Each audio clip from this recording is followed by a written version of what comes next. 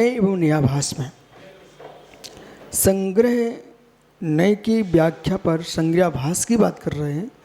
और संग्रहाभास का ऐसा नियोग बना, ब्रह्म अद्वैतवादी खड़ा हो गया। तो ब्रह्म अद्वैत और संग्रह नय में बहुत अंतर है। हम भेदों का विनाश किए बिना संग्रह करते हैं, भेदों का विनाश किए बिना संग्रह करते हैं। वे भेदों का विनाश करके एक सत्ता को स्वीकार करते हैं। हमने ये कहा है पेन है, इसमें ये अलग है, ये रबड़ अलग है, ये सब भेद है, लेकिन एक पेंसिल है। इन सबका समुदाय ही मिलकर के एक पेंसिल बनाया है। तो हम मात्र पेंसिल को देख रहे हैं, परंतु हमको मालूम है इसमें क्या क्या है। समझ रहे ना, हमें मालूम है इसमें क्या क्या है। परंतु ब्रह्म द्वैतवादी क्या बोलता है, एक ईश्वर है, और जो ईश्वर है उन ईश्वर जो ब्रह्म है, जो जड़ चेतन का प्रमण है, वो आत्मा तो एक ही है, बाकी सब इन्हीं का प्रमण चल रहा है। तो फिर जड़ का चेतन से प्रमण, चेतन से जड़ का प्रमण, ये असंभव दोष से दूषित है, ये कभी हो नहीं सकता। नाक से कभी संतानें जन्म नहीं लेती, कान से संतान जन्म नहीं होता है, जहाँ होता वहीं होता है। फिर भी अज्ञ प्राणी नियत स्थानों को छोड़ करके कान से भी संतान जन्म दिवा रहे हैं, वो तो अवैज्ञानिक है। जिनकी अवैज्ञानिक बातें होती हों, अब व्यवहारिक बातें हैं, कहीं कान से कोई संतान जन्म ले सकते क्या? तो इसी प्रकार से जड़ चेतन हो सकता है क्या, चेतन जड़ हो सकता है क्या? इसलिए ये समीचीन नहीं है।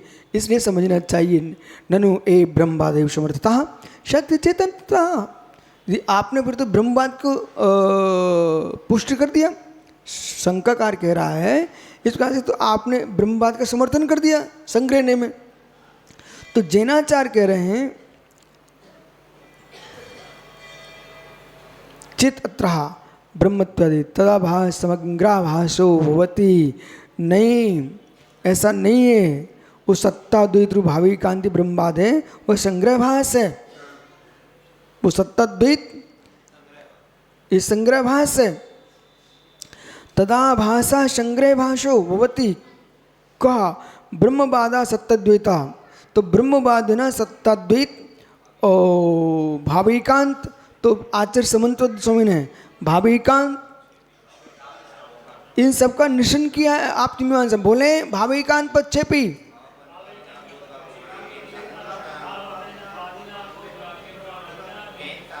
अरे कहाँ से कहाँ पहुँच गए?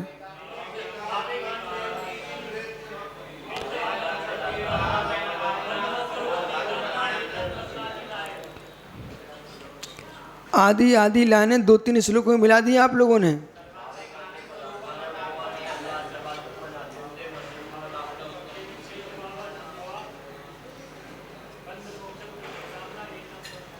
हैं? अरे बालक क्षण के एकांत पक्षे भिक्के न उपरते क्षण के एकांत पक्षे पी प्रेतस्म पृथ्वी के भान कारण कुता फलम। अब सुनो, मेरा प्रश्न है, हमने आपको बहुत समझाया, हम पाठ भी करते हैं, लेकिन हम जान के पाठ बंद करना पड़ता। क्यों? तुम लोग वहाँ बोलते ही नहीं हो, और बोलते हो तो एक इधर भागता एक इधर भागता है। हम करते थे पाठ चक्रेश के काल में, तो उसमें मालूम पूरी अमरावती में आप मन से गूंजती थी। वो कैसे करना चाहिए आपको, सुनिए ध्यान से। एक मार्कंडेय पुराण है, वो मार्कंडेय पुराण के श्लोक चलते हैं नवदुर्गा में, ठीक है?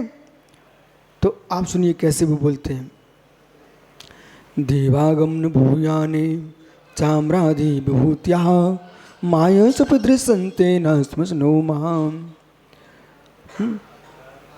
और आप क्या है, सांस लेते नहीं हो। अल्प ब्राह्म पूर्ण ब्राह्म क्यों लिखे गए शास्त्रों में? सुनिए ना, तो सामने वाला थकेगा भी नहीं। देवागमन भूयानि चाम्रादि विभूत्या माया सपदृश्यन्ते न स्मशनो महान् अध्यात्म वैरप्येष वृद्ध्यादि महोदया। तो आपको वहाँ सांस तो लेना चाहिए। मुझे सब बनता है, मैं सब समझाऊँ, लेकिन वहाँ कोई सुनता ही नहीं है। माइक नहीं रखते उस दिन हीरे पद को देख ले क्या होता फिर। ये भैया भागते अलग, ये भैया भागते अलग। पढ़े लिखे लोगों को तो बोध होना चाहिए। एक सुनो पहले, संतुष्टि नहीं पाओ। जिसके पास एक कला होती ना, जगत उसे सारी कला देखना चाहता है। चलिए,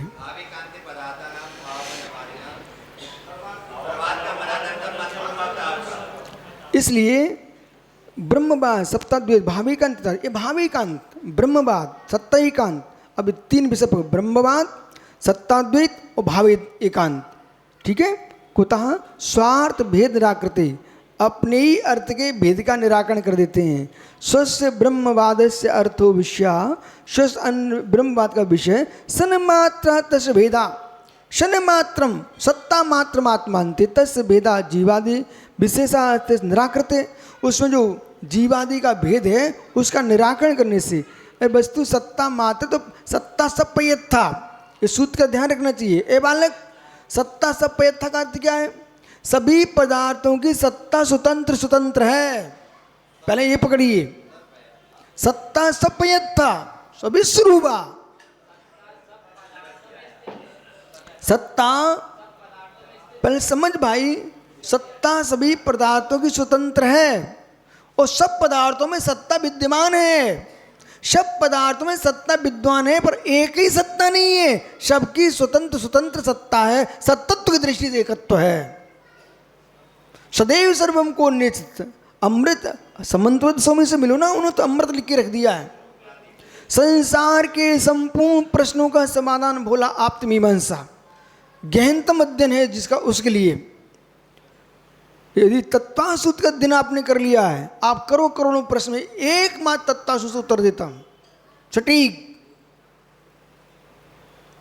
एक ग्रंथ होना चाहिए तैयार, और शेष आपको सब उत्तर दे देंगे, उससे उत्तर दे सकते हैं। व्यवहार काम नहीं बनेंगे, उत्तर मिलेंगे। ब्रह्म अत्यविषा कुता। ठीक है। तो स्वस्य ब्रह्मवाद अर्थ विषया षण्मात्र भेद जीवादि विषय निराकृते प्रतिषेध्यात्, प्रतिषेध होने से न खलु सर्वथा सत्वे, निश्चय से सर्वथा सत्व ही नहीं है। भेदानाम अवकाश अस्ति, उसमें भेद का अवकाश है। ऐसा नहीं कि भेद का अवकाश ही ना हो, भेदो अवकाश होना अस्ति। यदि सत्ता द्वैत मानोगे तो भेद का अवकाश नहीं होगा, और सत्ता भेदा भेद को मानोगे तो भेद का अवकाश रहेगा। भेद रहितम तत् कथम सामान्यम नाम, भेद रहित सामान्य कैसे हो सकता है? निराश्रत्वात्। ओहो, भेद होगा तभी तो आश्रय आश्रय भाव बनेगा, और भेद ही नहीं है तो आश्रय आश्रय भाव नहीं बनेगा, आधार आधे भाव नहीं बनेगा। अधिकरण किसका बनाओगे बालक? भेद दृष्टि से ही आधार आधे बनता है। अभेद में भी भेद होता तब आधार आधे बनता है। अर्थ क्रिया रहित विरहितस, और भेद रहित है तो अर्थ क्रिया का अभाव है। नैकम सुषमा प्रजायते इति न्यायात। आहा, नैकम सुषमा प्रजात इति न्यायात, ये न्याय है। नैकम सुषमा प्रजायते, एक अपने आप से उत्पन्न नहीं हो सकता। बहुत बढ़िया, गहरा सूत्र है। ये कहाँ से लिया मालूम है आपको? नैकम सुषमा प्रजायते, ये समन्वद स्वामी का ही है। निकम सुषमा प्रजायते इति न्यायात, न्याय है। एक से कई प्राप्ति न ही तत् अद्वैत क्रियाकार भेद अस्ति, इसलिए अद्वैत में क्रियाकार का भेद नहीं होता है, तो अर्थ क्रिया असंभवित। जहाँ अद्वैत है क्रियाकार भेद नहीं है, जिसकी अर्थ क्रिया संभव नहीं हो सके वह पदार्थ ही नहीं हो सकता। इस प्रकार समझने से सांगे विचार करेंगे।